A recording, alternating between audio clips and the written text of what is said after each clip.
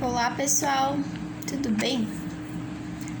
Hoje eu vim dar mais uma dica para vocês aqui no meu canal. A dica que eu dou hoje é: independente do seu objetivo, seja paciente, acredite em você, siga firme com os seus planos de vida, seja ele no trabalho, seja ele na vida pessoal, seja ele na alimentação, seja ele no exercício físico. Seja firme, você tem que acreditar em você. Porque muitas vezes acontece, a pessoa chega aqui, ela tem um objetivo, né? Seja ele no esporte, no rendimento, no emagrecimento, e ela não acredita que ela é capaz. Eu sempre penso isso. Você tem que acreditar no seu potencial, tem que acreditar que você é capaz. Então, se a sua alimentação está desregulada,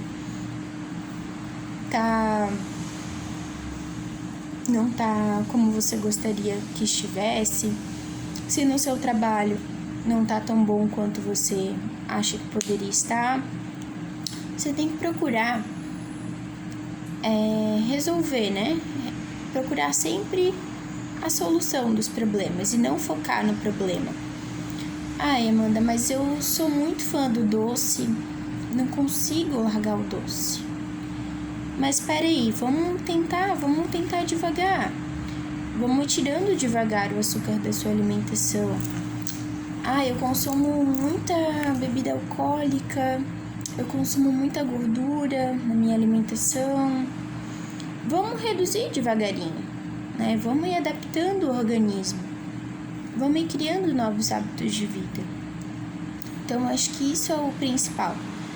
Às vezes a pessoa chega aqui e não acredita que ela é capaz de seguir o plano alimentar, que ela é capaz de seguir a dieta. Mas ela é capaz, ela só tem que acreditar nela.